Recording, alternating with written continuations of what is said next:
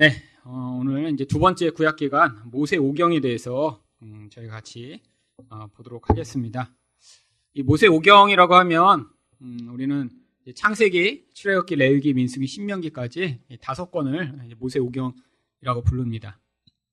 이제 우리가 이 창세기부터 신명기까지 이 책들을 이제 생각하는 그런 관점보다 유대인들은 이 책들을 아주 중요시 여깁니다. 그래서 그 유대인들이 이걸 얼마나 중요시 여기는지 그 중에 한 가지 증거가 이제 이 책들을 나중에 이제 헬라어를 하는 유대인들한테 번역해서 읽히기 위해 70인역이라고 하는 헬라어 역본을 이제 한참 뒤에 만들거든요. 근데 그 번역하는 랍비들 가운데도 이 모세오경을 번역한 이 랍비들은 그 중에 최고 수준의 랍비들이 이제 번역을 해서 번역조차도 이 모세오경은 다른 어떤 역본보다 가장 최고의 수준을 유지하고 있습니다. 근데 이제 나중에 딴 책들은 번역을 약간 지 맘대로 한 것들도 많아요. 보면 이렇게 번역하면 안 되는데 이렇게 제가 봐도 이제 그냥 자기 마음대로 이렇게 번역한 게 많은데 앞에만 하더라도 아주 이제 굉장히 최고의 이제 랍비들이 번역을 했죠. 왜 이걸 모세오경이라고 부르기 시작했냐면 이제 이렇게 70인역이라고 하는 헬라어로 번역을 하면서 이 유대인들도 워낙 많이 흩어졌기 때문에 다 히브리어를 사용하지 않았습니다. 마치 미국에 이민을 가서 2대나 3대쯤 돼서 한국말을 못 읽는 이제 그런 이제 재미교포들이 있죠. 그들을 위해 마치 한국의 고전을 영어로 번역한 것처럼 이제 그 히브리어로 되어 있는 이 성경을 헬라어로 이제 번역을 하는 일이 있었습니다. BC 3세기경에. 그때 이 책을 이제 모세오경이라는 말로 바꾼 것이고요. 여기 펜타튜크라고 번역된 이 펜타가 원래 5가지. 그래서 펜타곤도 이 5 오각형의 모형이라 펜타곤이라고 부르잖아요. 그래서 5개의 튜크는 두루마기라는 뜻입니다. 예전에는 책을 다 두루마기에 길게 해갖고 막 이렇게 사람 이제 만하게 만들었는데 그래서 그 5개의 두루마기라고 불리면서 이제 그때부터 모세오경이라고 불렸죠. 우리는 당연히 이제 모세오경이라고 부르고 이 책들이 모세가 기록했다고 이제 너무 당연하게 생각하고 있는데 성경에서도 이것을 모세의 저작이라고 너무 당연하게 이야기합니다. 출애굽기 24장 4절 거기 나오는 첫 번째 구절을 한번 같이 읽어보죠. 시작.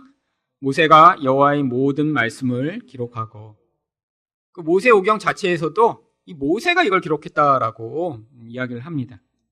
또 다른 곳에서도 그 앞에 나오는 이 5권의 책이 모세의 책임을 열왕기하 14장 6절은 뭐라고 이야기하나요? 시작. 이는 모세의 율법책에 기록된 대로 함이라.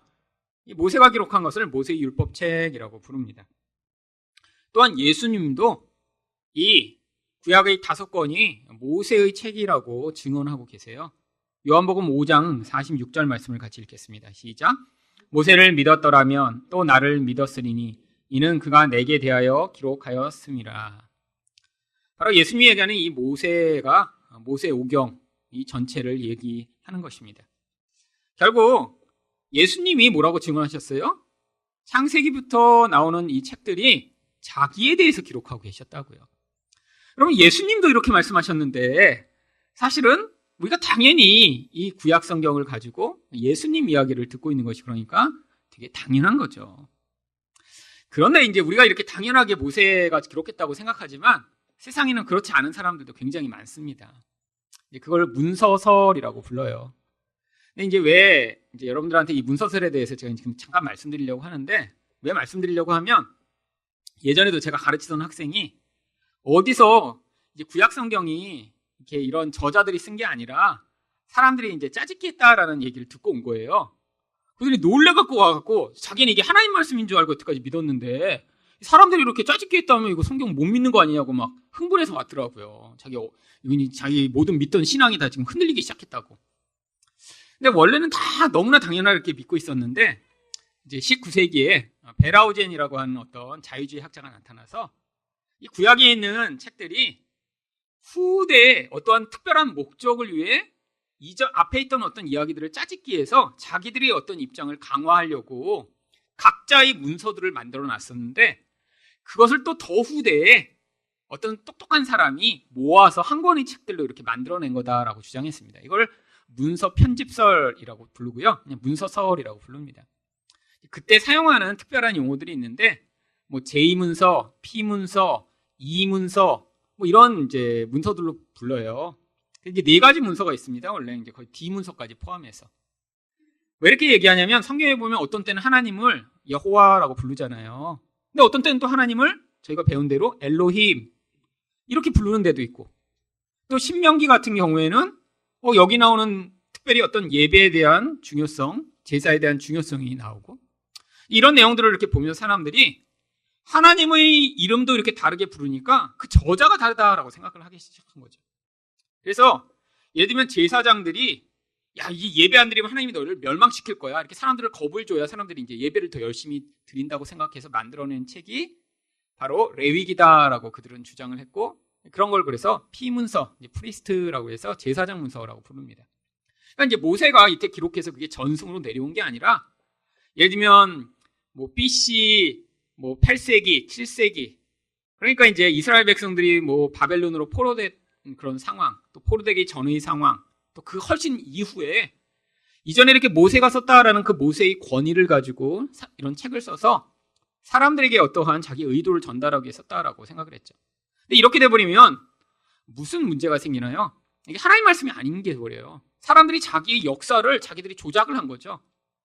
그래서 이 자유주의 학자들이 가장 먼저 하는 일이 뭐냐면 저자를 다 이렇게 없애버리고, 심지어는 바울도 나 바울이 이렇게 기록된 거를 바울이라고 주장하는 어떤 장로가 이렇게 쓴 거다라고까지 심지어 주장합니다. 여러분, 그 차이가 뭔지 아세요? 바울이 이렇게 써서 하나님의 영감으로 우리에게 주시는 말씀으로 그러면 그게 된 게 아니라, 바울이라고 스스로 주장하는 어떤 딴 사람이 하나님과 관계없이 어떠한 자기 권위와 또 자기 특별성을 드러내고자 이렇게 썼다면 그거는 우리가 믿고 의존하고 따라갈 하나님 말씀이 아닌 게 돼버리죠. 그래서 굉장히 유명한 바울 신학자들 중에도 이 바울 서신 같은 경우에도 바울 서신 중에 나는 4개만 바울이 썼다고 믿는다, 뭐 5개만 믿는다, 뭐 6개만 믿는다, 학자마다 다 이제 틀리는 사람들이 많습니다. 대부분 자유주의 학자들이고요. 근데 놀라운 거는 그들은 자기가 이렇게 믿는 대로 살아요. 그래서 내가 바울이 썼다고 믿지 않는 책에서는 인용도 하지 않습니다. 그러니까 이제 대부분의 사람들이 이건 바울 책이야 확실한 책들은 이제 로마서, 갈라디아서 이런 책이거든요. 근데 이제 이게 바울이 썼다고 사람들이 이제 주장하는데 그렇지 않다라고 믿는 사람들이 있는 책들이 몇 권 있어요. 그런 거는 이제 나중에는 인용도 하지 않고 나는 이건 거짓말이다라고 이렇게 주장을 하죠. 근데 이제 하나님에 대한 기본적인 지식이 없으면 그렇습니다. 하나님이 이 성경이 하나님 백성을 위해 꼭 필요한 것이라면 이게 이렇게 66권으로 만들어지는데 하나님 분명히 개입하셔 오셨겠죠. 그래서 이렇게 남도록 만드신 거겠죠. 그리고 우리가 지금도 그 말씀을 가지고 은혜를 받으며 하나님 백성이 살아가기에 필요한 모든 필요한 것들을 공급받고 있겠죠. 그러니까 이 자유주의자들이 그걸 파괴하고자 이런 일들을 만들어내는 것입니다. 자, 창세기는 원래 히브리어로 베레시트라고 읽습니다. 왜 이 히브리어 이름이 이렇게 됐냐면 그 책의 맨 처음에 시작하는 히브리어 단어를 그냥 히브리인들은 그 책 이름으로 불러요. 그래서 원래 창세기 1장 1절이 이렇게 시작합니다. 히브리어를 읽으면 베레시트 바라 엘로힘 이렇게 시작해요. 그래서 그 베레시트라고 하는 단어가 그 책의 원래 이름이에요. 근데 그 베레시트가 뭐냐면 여기 나온 대로 그냥 태초에라는 뜻입니다. 창세기도 처음, 시작이라는 뜻을 갖고 있죠. 그래서 영어로는 제너시스라고 부릅니다. 근데 창세기는 왜 쓰셨죠? 창세기 전체의 주제를 줄여서 한 문장으로 제가 만들었습니다. 같이 한번 읽어보시죠. 시작. 하나님이 타락한 인류 가운데 이스라엘을 선택하여 세상에 복을 흘려 보내시고자 하심. 자, 인류가 타락했습니다. 그런데 거기서 하나님이 어떤 특별한 선택을 받은 사람들을 만들어내시더니 그들만 구원하고 끝이 아니라 그들을 통해 또 다시 하나님의 복, 생명을 흘려보내는 그 일을 위해 선택하셨다는 거예요. 그러니까 창세기를 여러분이 배우시고 나서 뭘 기억하고 계셔야 돼요? 아, 나도 타락한 자인데 하나님이 나를 선택하셨고, 그리고 나만 잘 살고 죽도록 나를 택하신 게 아니라 나를 통해 그 생명과 은혜가 흘러가도록 하나님이 나를 부르셨구나라고 창세기 결론을 지금 알고 계시면, 여러분 창세기 제가 127번 설교를 했는데 그거 다 안 들으셨어도 결론만 알고 계시면 됩니다. 그래서 이 창세기 전체의 가장 중요한 주제되는 그 단어, 이제 주제 단어입니다. 주제라고 제가 잘못 썼는데 주제 단어가 바로 선택입니다. 선택. 자, 두 번째 그럼 출애굽기는 어떻게 히브리어로 읽나요? 쉐모트라고 읽습니다. 쉐모트는 이름이라고 시작해요, 처음에. 근데 이 출애굽기의 주제가 무엇인가? 우리 한번 같이 읽어보죠. 시작.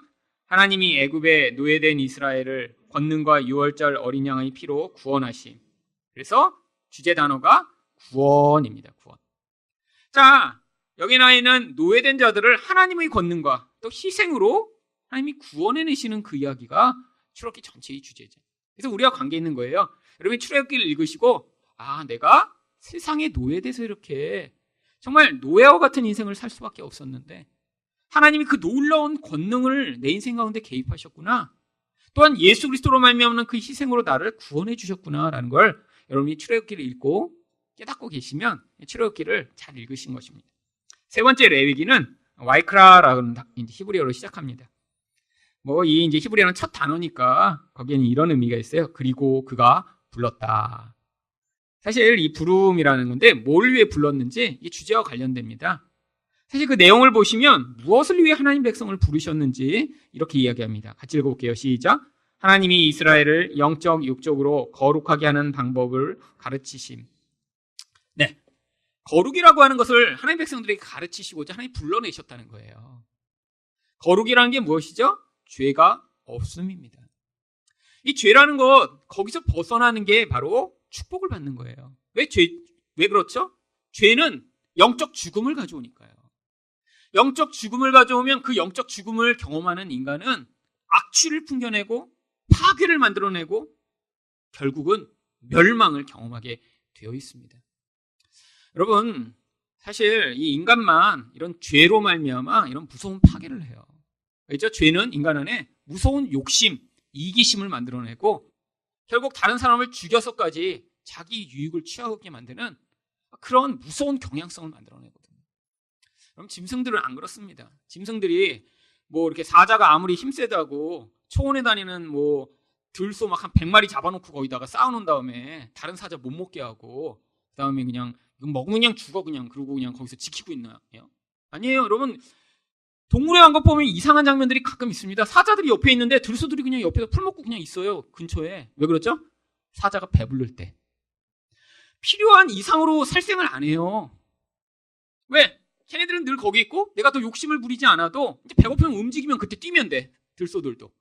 한 마리 죽었으면 그 다음부터는 그냥 어슬렁어슬렁 풀 먹습니다. 근데 인간은 안 그렇대요. 인간은. 왜? 욕심 때문에 그래요. 근데 왜 욕심이 생겼죠? 죄가 들어오면서 하나님의 생명을 경험하지 못하니까 그래서 끊임없이 나를 위해 쌓아야 되고 나의 쾌락만을 위해 사는 존재가 되어버렸죠. 그게 바로 죄가 만들어내는 무서운 결과입니다. 거기서부터 하나님이 하나님의 백성들을 구원하셔서 그 하나님의 사랑을 누리고 하나님과 관계를 맺어 그 풍성함을 전달하는 삶이 되고자 거룩함으로 부르시는 거예요. 물론 이것도 이제 신학에 나타날 어떠한 일들을 이 앞에 어떤 율법을 통해 보여주고 계십니다. 그래서 이 레위기의 주제 단어가 거룩이죠. 민수기는 광야에서 이스라엘 백성들이 이제 걸어가는 과정 가운데 숫자를 세시고 그 숫자의 결과들을 이제 보여줍니다. 그래서 배, 미드바르 이렇게 시작을 합니다. 이 미드바르가 광야라는 단어고요. 그다음에 배는 거기에서 이런 뜻이라 광야에서라고 하는 히브리어 의미를 가지고 있습니다. 근데 신기하게 밑에 나오는 데바림이라는 그 말씀이라고 하는 신명기의 의미와 이 미드바라는 단어가 원래 어원이 같아요. 보세요. 여기 히브리어는 원래 모음이 없거든요. 그래서 여기 미드바르 할 때 드바르랑 데바림이랑 사실은 똑같은 철자를 가지고 있습니다. 결국 광야에서 뭘 듣는다는 거예요? 하나님의 음성을 듣게 된다는 거예요. 왜 광야에서만 하나님의 음성 들을 수 있죠? 거기서는 의지하지 않으면 죽으니까요. 하나님만 믿지 않으면 살 수 없으니까요. 그래서 하나님이 꼭 성도는 광야로 집어넣으신 다음에 거기에서 하나님의 음성을 들려주십니다. 근데 특별히 광야에 들어갔더니 어떤 일이 벌어지나요? 들어갈 때 숫자를 한번 세고요. 광야를 끝날 때 다시 한번 숫자를 세요. 왜 이 두 번 숫자를 세죠? 들어갈 때의 숫자가 거의 비슷하게 남습니다. 이 들어갈 때의 숫자는 첫 세대고요. 그가 다 죽어요. 그리고 광야를 나올 때 똑같은 숫자가 만들어내져요. 바로 성도의 옛사람이 다 광야에서 죽임을 당하면 바로 성도로부터 새 사람이 동일한 숫자로 나타나게 됨을 보여주는 것입니다. 결국 성도라는 존재는 광야에 들어가 옛사람이 죽고 새 사람으로 살아나 하나님 나라에 들어가게 되는 존재임을 이 민수기를 통해 그림으로 지금 보여주고 계신 거예요. 그래서 민수기 주제를 한번 같이 읽어보죠. 시작. 하나님이 불순종하는 이스라엘을 광야에서 인도하시며 새 세대를 만들어 내심. 이 불순종하던 옛사람들이 다 광야를 통해 죽임을 당하는 것입니다. 그래서 민수기 주제는 단어는 인도입니다. 마지막으로 신명기라는 책을 보면 말씀으로 시작합니다. 이 신명기는 이제 어떤 사건이 거의 안 나오고요. 전부 다 뭐가 나오냐면 모세의 설교만 계속 나와요. 사실 그 안에 그래서 뭐를 근데 그렇게 무슨 이야기를 이렇게 많이 했냐. 몇십 장이 걸쳤어. 40장이나. 그 내용이 이제 주제입니다. 같이 읽죠. 시작. 하나님이 이스라엘에게 가나안에서 어떻게 살아가야 할지를 율법으로 교훈하심. 이제 새로운 땅에 들어가 살아야 되는데 이전의 삶의 방법과는 다른 방식이 필요하다는 거예요. 신명기가 그럼 우리한테 어떤 의미가 있는 거죠? 이제 우리는 하나님의 나라라고 하는 새 나라를 살아간 자들입니다. 그래서 그 말씀을 들어 이제 이 땅에서 우리가 어떻게 살지를 이제 배우게 되는 것이죠. 그래서 이 신명기의 핵심 주제 단어가 바로 순종입니다. 이 모세 오경 전체에 나오는 핵심적인 내용들이 도대체 무엇인가? 많은 내용이 나오는데 이 시간에 그 긴 내용을 할 수가 없잖아요. 그래서 이제 몇 가지만 추려냈습니다. 큰 주제에만. 첫 번째는 창조, 타락, 구속의 과정이 무엇인가를 보여주는 것입니다. 자, 우리 이제 아주 세세하게 저희가 창세기를 보았습니다. 아브라함 설교 몇십 번, 이렇게 이제 몇십 번씩 들었으니까 사실은 그렇게 많이 듣다 보면 많은 내용이 있죠. 하지만 그것들도 관통하는 아주 중요한 주제가 있다는 거예요. 바로 아브라함에게 있어서는 선택과 믿음이라고 하는 핵심적 주제가 있는 것입니다. 어떤 선택이죠? 타락한 인류 가운데 아브라함이 뭔가 잘하지 않았는데, 아니 택함을 받은 다음에도 별로 멋진 모습을 못 보이는데, 근데 하나님이 그냥 그 중에 택하셨다는 거예요. 여러분, 아브라함이 뭐 잘한 게 있나요? 아니에요. 하나님이 인생 가운데 끊임없이 개입해 오셨더니 나중에는 100세가 되어 그런 믿음을 보인 거죠. 처음엔 어떡합니까? 아내를 2번씩이나 거짓말하고. 여러분, 그런 남편이라면 같이 사시겠어요? 남편이 뭐 깡패 만날 때마다 누구세요? 이러면 여러분 그게 한 번이 아니라 인생에 자주 벌어져요. 나쁜 일 있을 때마다 막 내 가족 아니라고 그러고 혼자 가버리고. 여러분, 아브라함은 흠이 많습니다. 불안하고 하나님의 약속을 믿지 못하고 끊임없이 방황하며. 근데 결국 선택받았더니 나중에 하나님이 인도하심의 결과를 믿음이라는 것을 얻게 되죠. 자, 그 다음에 이삭이 나옵니다. 이삭은 저도 설교를 몇 번 안 했고요. 성경 자체에 이삭에 대한 이야기가 적게 나와요. 왜죠? 이삭이 예수 그리스도를 모형하며 또 하나님의 백성들이 받은 복을 짧게 보여주기 때문입니다. 그게 길게 써 있으면 우리가 이제 어떻게 알면 되냐면, 이 땅에서 이렇게 예수님으로부터 받는 복이 아주 많구나 이렇게 착각할까 봐. 인생에서 사실 복은요, 여러분 짧게 받는 거예요. 짧게. 그리고 뭐가 많습니까? 고난이 길어요, 원래. 여러분, 그게 인생이에요. 여러분, 그 복이 근데 길고 고난이 하나도 없는 곳이 그게 천국이죠. 거기에 갈 거 준비하느라고 여기서는 만만 잠깐 보여주시고자 이삭의 인생도 짧은 거예요. 그래서 이삭이 삶이 이렇게 개인적 삶이 풍성하게 나온 건 한 장밖에 없어요, 솔직히. 어떤 장면이요? 우물 팠더니 계속 우물 나오더라. 농사 졌더니 100배의 축복을 얻었더라. 그러면 인생에서 뭐 우물 파시면 이렇게, 그러면 다 예수 믿는 사람도 어디 가서 우물 파야겠네요. 물 장사하고. 여러분, 이런 거 보고 나서 그냥 하나님 백성들이 뭐 하기만 하면 일이 다 잘 된다, 이런 사기에 넘어가시면 안 되는 거죠. 분량을 보세요, 분량을. 여러분, 우리는 분명히 복을 받은 자입니다. 그래서 그 은혜를 반드시 인생 가운데 경험하게 되어 있어요. 이삭이 고난을 안 겪었다고 고난을 안 겪었을까요? 아니에요. 여러분, 이삭 오래 살았습니다. 170세가 되도록 살면서 인생이 짧게 기록된 거예요. 복 받은 건 짧고 나머지는 되게 힘들었을 것 같아요. 생각해 보세요. 100세 이후에 눈도 안 보이게 됐고, 아들 둘은 싸우고 하나는 떠나버리고, 큰아들은 잘났다고 그렇게 갖고 짐 챙겨서 다 가출해버리고, 아내도 일찍 죽고. 그럼 그게 복일까요? 얼마나 힘들었을까요? 근데 성경에 그런 거 싹 기록하지 않습니다.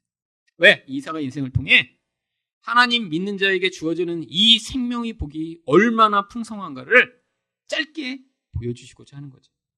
자, 야곱은요, 우리 야곱 이야기는 많이 성경에서 봤습니다. 그래서 야곱 이야기가 뭐예요? 변화되기 위해 얼마나 오랫동안 끌려다녀야 되는지, 얼마나 포기할 게 많은지, 내려놔도 또 내려놓을 게 또 있다는 사실을 보여주는 거죠. 아버지 사랑 내려놨어요.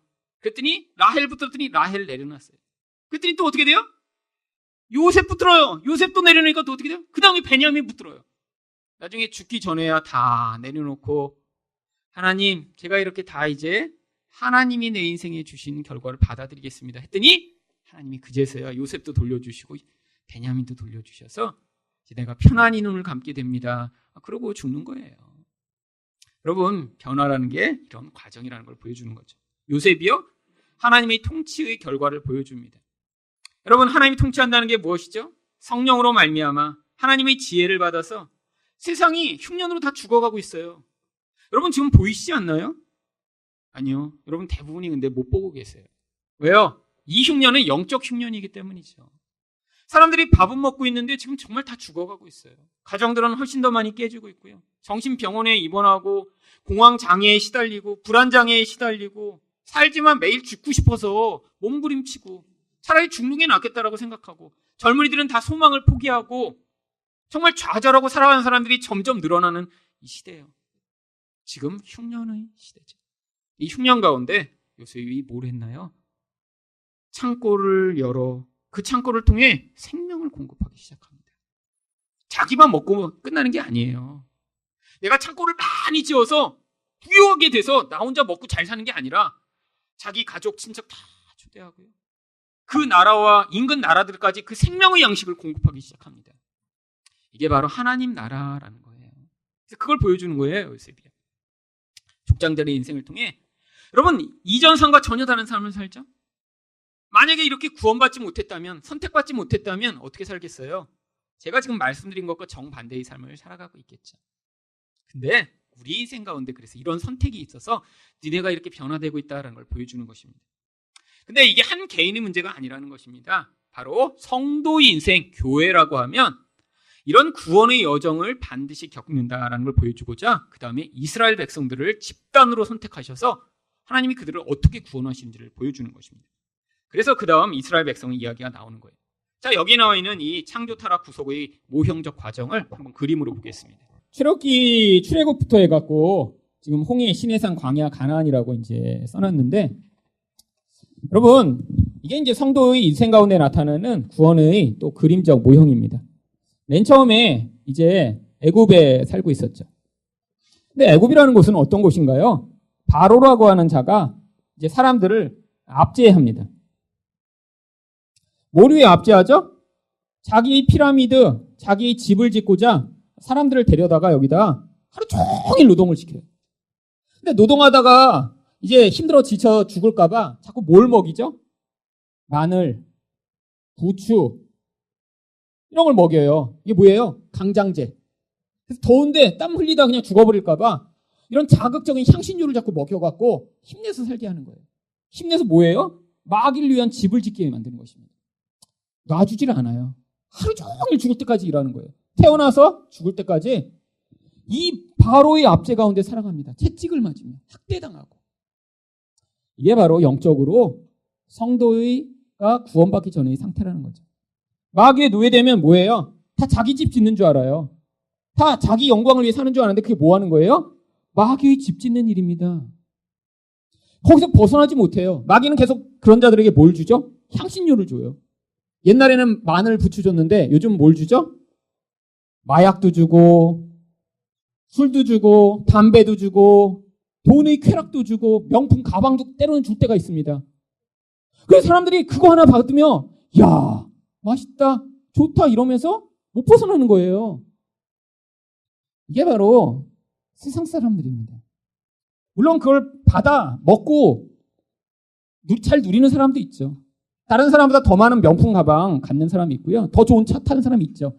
하지만 대부분은 어때요?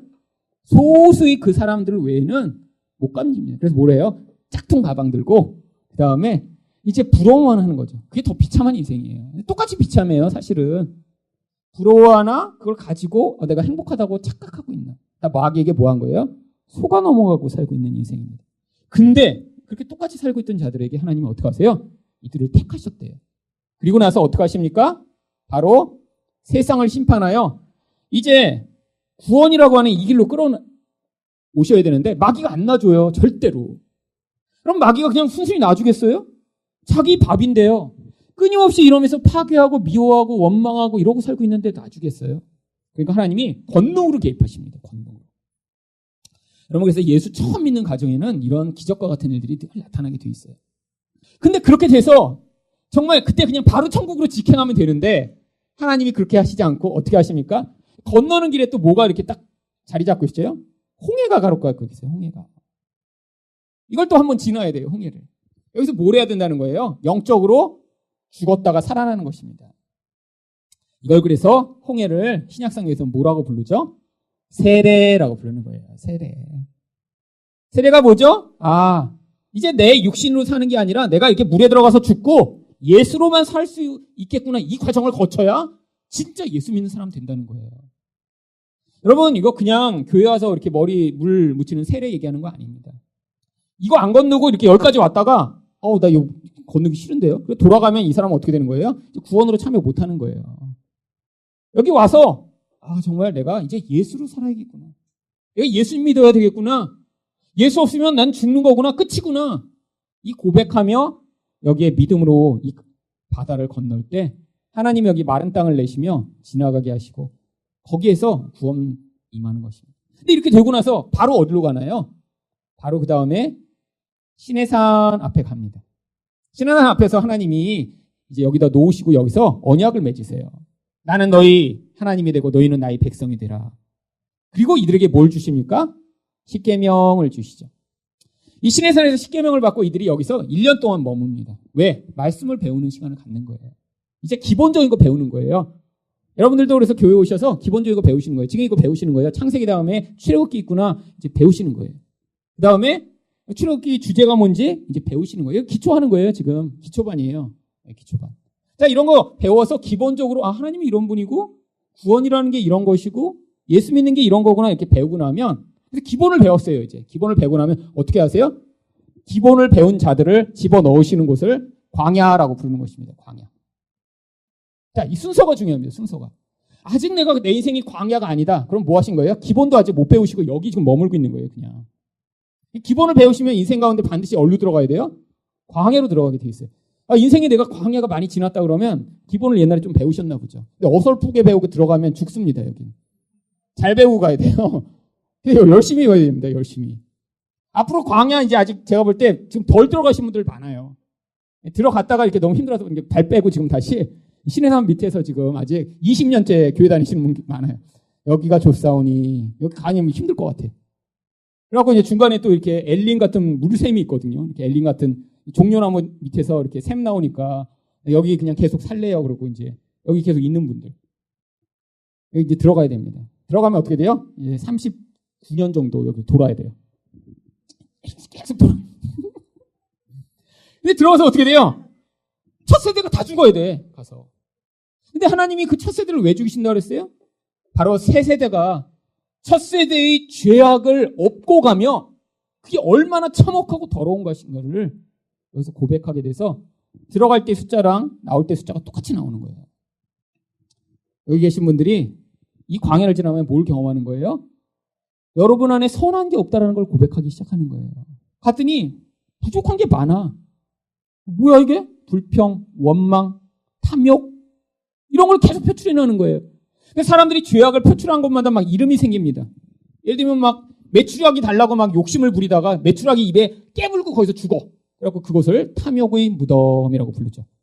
거기서 첫 세대 가운데 일부가 여기 묻히고 또 가고 이런 식으로 갈 때마다 하나님이 거기 옛사람들을 묻어버리십니다. 여러분들이 우리가 이 광야를 지나면 이렇게 묻히는 거예요. 그러면서 우리 새 사람이 뭘 경험하는 거예요? 이렇게 욕심내고 살면 안 되는구나. 이게 죄악이구나. 내 안에 하나님 그래서 새 사람을 창조하시고 새 사람으로 살아가는 은혜를 베풀어 주세요. 믿지 못하면 너무너무 고통스럽구나. 여러분 여기서 또 뭘 배우는 거예요? 내 마음대로 살지 못하는 걸 배우는 거예요. 하나님이 가라 그러면 가는 것입니다. 딱 갔는데 야 여기 샘이고 참 좋다. 여기 이제 여기 1년쯤 있으면 참 좋겠네. 이렇게 생각하고 이제 막 텐트도 깊이 박아요. 막 한 1년쯤 있을 것 같아요. 막 그냥 깊이 박고. 그 다음에 이제 막 집도 그냥 대충 텐트가 아니라 이거 안 되겠다. 여기 오래 살아야 되니까 여기 막 나무로 갖다 막 박아갖고 만들고 막 콘크리트 붓고 그랬는데 다음날 아침에 텐트 걷어. 그럼 이제 떠나는 거예요. 그게 인생이라는 거예요. 그러면서 계속 내 맘대로 안 되네. 그리고 어느 데 갔는데 막 그냥 막 땅에 막 너무 그냥 돌도 많고 물도 없고 막 너무 힘들어. 그래서 여긴 다음 날이면 반드시 가겠지. 근데 다음 날, 그 다음 날, 그 다음 날 3년째 안 움직여. 그럼 막 원망과 불평이 막 싹 드죠. 왜 하나님 왜? 여러분 그렇게 광야를 지나가는 거예요. 그래서 다 이걸 마치고 나면 그 다음에 어디로 가는 거예요? 가나안에 갑니다. 가나안 갈 때 꼭 건너가야 될 때가 있잖아요. 어디 건너가요? 요단강 건너가 만나래. 여러분 요단강 건너시면 어디 건넌 거예요? 이제 장례식장에서 뵙는 겁니다. 그래서 죽을 때까지 어디를 우리는 돌아야 돼요? 요단강 건너기 전에 이 땅 건너고 여기는 누구만 가요? 세 사람만 가는 거예요. 옛사람은 아무리 멋져도 못 간다는 거예요. 그래서 누가 못 갔어요? 모세는 못 갔어요. 모세는. 왜 모세가 못 가죠? 그 훌륭한 분이 율법의 대표자니까요. 율법으로는 못 간다는 거예요. 율법으로는. 그래서 이 그림을 이스라엘 민족으로 보여주신 것입니다. 우리 인생이에요. 우리 인생. 근데 이스라엘 백성들이 여기 돌다가 맨날 뭐라 그래요? 그때 먹었던 마늘 부추, 그때 먹었던 조니 워커 그거 한 잔. 이거 자꾸 생각나는 거야. 옛날에 먹었던 거. 먹은 게 많은 분일수록 생각이 많이 납니다. 예수 믿으면.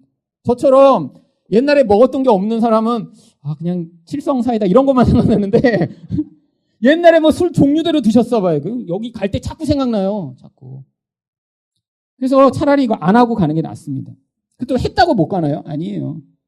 여기서 그러면서 이제 그러다가 몰래 한번 먹었다 이제 들켜갖고 또 창피 당하고 이제 집에서 이제 혼나고 그러고 이제 다시 이거 안 되겠구나 이거 가는 거죠 자꾸. 옛 습관을 자꾸 들키는 거예요. 그러면서 지나가는 것입니다. 결국 죄가 자꾸 깨어지는 거죠. 그렇고 감출 수가 없어요. 여기서는 너무 힘들고 고통스러운. 하나님이 이렇게 살게 하시는 거예요. 이게 이스라엘 민족으로. 왜 민족으로 보여주실까요? 한 사람만 이렇게 하면 그 중에는 이렇게 은혜가 또 임하는 사람이 있잖아요. 그러니까 이거 어떤 사람은 해도 되고 어떤 사람은 그냥 하나님이 좀 착한 사람은 이걸 40년이 아니라 어떻게 해요? 그냥 비행기 태워서 여기 이렇게 바로 이렇게 가게 하시는구나. 사실 빨리 걸어가면 7일이면 간대요. 이 길이. 그러니까 이렇게 생각하는 사람이 있을 거 아니에요. 나는 조금 건 느리게 가도 열흘이면 지나가지 않을까요? 하나님? 열흘. 아니에요. 예외 없이 40년입니다. 예외 없이 40년.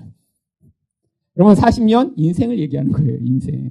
동서남북으로 다 가도 소용없어요. 그냥 그 안에 갇혀서 40을 사는 거예요. 근데 새 사람이 되면 괜찮아요. 이것도 살만해요.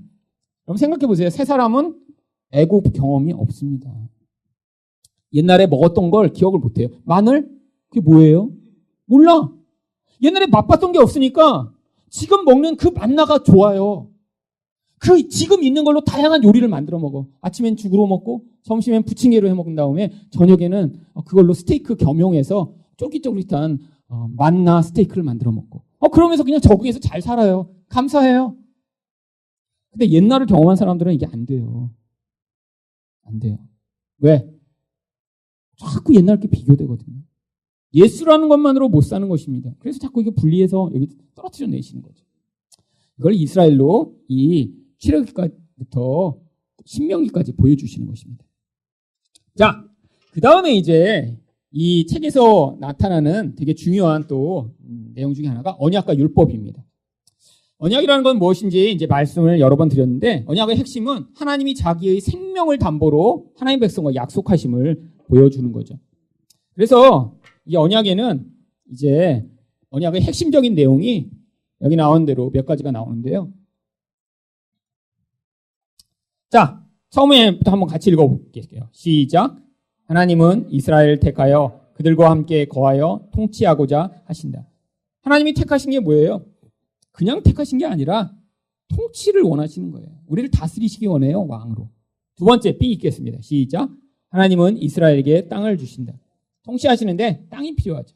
근데 이 땅이 어떤 땅이냐면 통치함을 받는 자들이 그 땅에 들어가 그 땅을 풍요롭고 아름다운 열매 맺는 땅 되도록 만드시는 것을 원하시는 것입니다. 10번 읽겠습니다. 시작. 이스라엘 백성들은 하나님의 율법을 순종해야 한다. 율법을 순종할 때 그러면 어떻게 돼요? D 시작.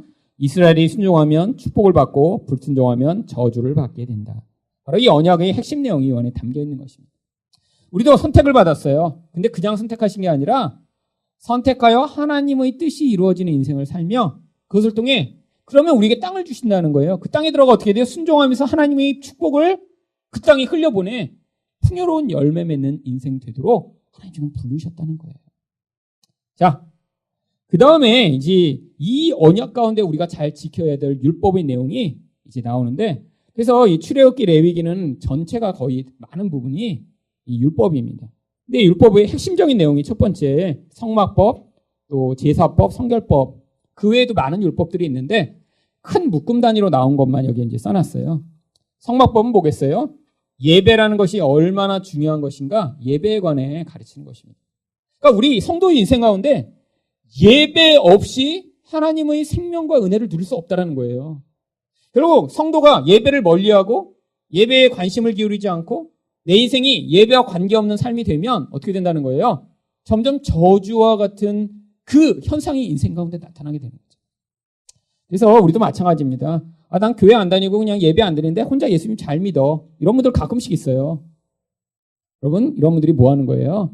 사실은 지금 홀로 고립돼 죽어가고 있는 거예요. 그러면 성도는 혼자서 성도가 될 수 없습니다. 제사법은 뭐예요? 근데 하나님은 이 풍요로움과 은혜를 경험하는데 예수 그리스도의 희생이 얼마나 중요하고 그 희생의 보혈로 얻게 되는 생명을 이야기하는 거죠. 성경법은 이제 성도로서 세상 가운데 어떻게 이 거룩함을 유지하며 살아갈 것인가를 그 안에 보여주고 있습니다. 이제 모형으로서 앞으로 올 어떤 것을 보여주는 내용이 이제 모세오경에 나옵니다. 첫 번째, 성도와 그리스도의 모형이에요. 물론 여기 나오는 성경 구절들은 대부분 이제 그리스도의 모형을 보여주는 구절을 보여드렸지만 여러분 이 모형이라는 건 뭐냐면 앞으로 실체가 와요. 실체가. 어떤 거를 이렇게 보여줘야 되는데 이게 실체예요. 근데 이 실체를 미리 보여주기 전에 앞에서 요것과 비슷한 어떤 것들을 여기 이렇게 해서 요 그림을 유추할 수 있게 만들어주는 거예요. 그래서 모양은 똑같지는 않아요. 근데 요 모양이 이렇게 될 수도 있고 요 모양이 이렇게 될 수도 있고 그다음에 요 모양이 이렇게 될 수도 있구나. 여러 개를 합쳐보니까 나중에 이 실체의 그림을 알게 되는 거죠. 그 대표적인 모형이 첫 번째가 구약에 나오는 인물들을 통해 구원이 필요한 성도의 모습을 보여주며 또한 그 모습 가운데 앞으로 예수님이 어떠한 모습으로 오실지를 보여주는 것입니다. 아까 바로 여기 나와 있는 족장들이 어떻게 성도를 모형하는지를 이제 아브라함과 이삭과 야곱과 요셉을 통해 보여드렸죠. 근데 이제 그 안에 또 담겨 있는 예수의 모습도 있다라는 거예요. 아담은 어떤 예수의 모습을 보여주나요? 생명을 주는 분으로서의 예수. 그래서 예수님을 둘째 아담이라고 부릅니다. 아브라함은 어떻게 예수의 모형을 보여주나요? 여러 곳에서 보여주지만 창세기 18장 23절 24절 같이 읽겠습니다. 시작. 아브라함이 가까이 나아가 이르되 주께서 의인을 악인과 함께 멸하러 하시나이까? 그 성 중에 의인 50명이 있을지라도 주께서 그곳을 멸하시고 그 50의인을 위하여 용서하지 아니하시리이까? 무슨 모형인가요? 중보하심으로 죽을 자들을 살려내시는 중보자로서의 모형이죠. 자, 이삭은 창세기 22장 9절 10절에서 어떤 모형으로 등장하죠? 같이 읽겠습니다. 시작. 하나님이 그에게 일러주신 곳에 이른지라 이에 아브라함이 그곳에 제단을 쌓고 나무를 버려놓고 그의 아들 이삭을 결박하여 제단 나무 위에 놓고 손을 내밀어 칼을 잡고 그 아들을 잡으려 하니 죽임을 당하는데 순종하며 그 죽음의 자리로 나아가는 바로 순종하신 예수 그리스도를 이삭이 모형합니다. 그래서 이삭도 여기서 예수의 모형으로 등장하는 거예요. 자, 야곱은 어떻게 모형하나요? 야곱이 대표적인 예수님 모형이 창세기 28장 12절에 나옵니다. 같이 읽겠습니다. 시작. 꿈에 본즉 사닥다리가 땅 위에 서 있는데 그 꼭대기가 하늘에 닿았고 또 본즉 하나님의 사자들이 그 위에서 오르락 내리락 하고. 하늘과 땅을 연결하는 이 사닥다리는 생명이 단절된, 축복이 단절된 이 땅의 상태를 하늘의 복으로 채우는 그 통로를 얘기합니다. 근데 바로 야곱이 그렇게 된다는 거예요. 어떻게 해요? 이스라엘로 나중에 예수 그리스도를 오게 만드는 통로가 돼서요. 그래서 나중에 요한복음에서 예수님이 자기가 사닥다리다라고 똑같은 말씀으로 말씀하십니다. 요한복음 1장 51절 말씀 읽겠습니다. 시작. 또 이르시되 진실로 진실로 너희에게 이르노니 하늘이 열리고 하나님의 사자들이 인자 위에 오르락 내리락 하는 것을 보리라 하시니라. 바로 막혔던 하늘과 땅이 이제 예수를 통해 연결된 거죠. 그래서 이런 식으로 모형을 보입니다. 밑에 나오는 요셉, 모세, 아론 다 마찬가지예요. 그래서 이런 인물들을 통해 물론 인간의 모습이 드러납니다. 구원이 다 필요한 존재예요. 그들은 완벽하지 않으니까 결국엔 죽습니다. 중간에 죄를 짓죠. 근데 또 그들을 통해 예수 그리스도가 어떤 역할을 하시고 우리를 어떻게 구원하시는지를 성경이 그림으로 보여줘서 그들을 통해 구원이 이런 것이다라는 것들을 보여주고 있는 것입니다. 또한 인물만이 아니라 이 교회로서 우리의 모습을 구약 성경이 모형합니다. 민수기 10장 12절 말씀 같이 읽겠습니다. 시작. 이스라엘 자손이 시내 광야에서 출발하여 자기 길을 가더니 바란 광야에 구름이 머무니라. 자, 이스라엘 백성들이 집단으로 광야를 같이 걸어갑니다. 바로 이들을 성경이 그래서 광야 교회라고까지 불러요. 사도행전 7장 38절 읽겠습니다. 시작. 시내산에서 말하던 그 천사와 우리 조상들과 함께 광야 교회에 있었고. 결국 교회라는 게 뭐예요? 모든 하나님 백성들이 이 광야 같은 세상에서 어떻게 살아가는지를 보여주는 그림이라는 것이죠. 여러분, 그래서 교회 내에 이런 이스라엘 백성들처럼 문제가 있고 끊임없이 반역이 존재하고 하나님 뜻을 어기기도 하고 불평하고 지도자를 반역하는 일들. 여러분, 이런 모든 문제가 있지만 결국 하나님은 어떻게 하신다는 거예요? 이 과정을 통해 하나님 백성들을 구원하여 가나안으로 이끄신다는 것을 이야기하는 것입니다. 또 마지막으로 아주 선명하게 드러난 한 가지 모형이 바로 세상입니다. 자, 세상의 모형 가운데 첫 번째가 애굽이라는 모형이죠. 출애굽기 1장 12절 말씀 같이 읽겠습니다. 시작. 그러나 학대를 받을수록 더욱 번성하여 퍼져나가니 애굽 사람이 이스라엘 자손으로 말미암아 근심하여. 여러분, 세상은 반드시 하나님 백성들을 핍박하고 하나님 백성을 핍박이 안 되면 어떡하나요? 유혹하게 되어 있습니다. 여러분 가운데 지금 둘 중에 한 인생을 사시는 분이 많아요. 이게 동시에 받는 경우는 겨우 없고요. 내가 세상에서 굉장히 편안해. 난 이렇게 문제가 없는 것 같은데 하는 일마다 잘 돼요. 그럴 때도 있죠. 그럴 땐 주로 뭘 받으세요? 유혹을 받아요. 유혹. 모든 게 잘 되는 것 같아요. 그럼 자꾸 어떻게 하게 만들어요? 세상의 풍조를 따라가고 싶어요. 다른 사람들처럼 살고 싶어요. 다른 사람이 추구하는 그 인생이 멋져 보여요. 자꾸 유혹하는 거예요. 그래서 뭐 하도록요? 진리가 아닌 비진리 가운데 거짓에 속아 살아가도록요. 근데 또 여기 가운데 고난을 경험하시는 분 계십니다. 인생이 내 마음대로 잘 되지가 않아요. 어려운 일이 자꾸 닥치고 울 수밖에 없어요. 그럼 또 뭘 경험하는 거예요? 결국 세상 때문이죠. 그게 돈 때문이든 자녀의 공부 때문이든 건강 때문이든 세상에서 우리는 다 이 세상이 가져오는 그 핍박과 아픔으로 고통을 경험합니다. 조금만 돈만 더 있었으면 이렇게 힘들지 않은데. 아니, 돈만 넉넉하면 내가 이렇게 그냥 2년마다 이렇게 쫓겨다니며 이사 다니지 않을 텐데. 내 미래가 이렇게 불안하지 않을 텐데. 끊임없이 고통하며, 근데 고통하면 뭐예요? 거기서 하나님이 예수 믿도록 지금 그 과정을 인도하시는 거죠. 성도 인생이요, 이 두 가지를 왔다 갔다 해요. 고통받으며 힘들었다가 또 잠깐 하나님이 여유와 풍요를 주셨다가 왔다 갔다 시계추처럼 다니다가 나중에 어디서 정착하는 거예요? 예수 그리스도에게 정착하며 이제 가나안에 가는 것입니다. 정착하고 보니까 거기가 막이면 이제 안 되는 거죠. 정착하셔서 예수에게 정착하셔야 돼요. 왔다 갔다 하다가도. 그러면 인생 가운데 반드시 왔다 갔다 합니다. 한 번 예수 믿고 끝까지 그냥 쫙 가는 경우는 없어요. 이건 있을 수가 없어요.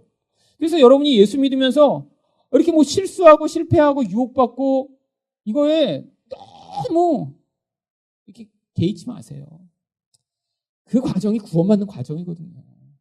내가 괜찮은 줄 알았는데 광야 지나가면 이렇게 원망과 불평이 많구나 깨닫게 되는 게 성도의 인생이라. 왔다 갔다 하다가 결국 예수에게 정착돼서 그 예수로 말미암아 구원받는 거예요. 그래서 이 광야 인생을 신명기 8장 16절에 세상이죠. 광야가 뭐라고 이야기합니까? 같이 읽겠습니다. 시작. 내 조상들도 알지 못하던 만나를 광야에서 내게 먹이셨나니 이는 다 너를 낮추시며 너를 시험하사 마침내 내게 복을 주려 하시며. 여러분, 광야에서 뭘 먹어요? 예수 그리스도인 만나를 먹는 것입니다. 그럼 만나의 실체가 뭐였어요? 만나도 그림이에요. 예수님이 뭐라고 하셨어요? 너희가 나를 먹어야 산다. 바로 예수를 먹는 것입니다. 예수를 어떻게 먹어요? 우리가 낮아져서 예수님밖에 없습니다. 인생이 이렇게 고백하게 되는 게 예수 먹는 거예요.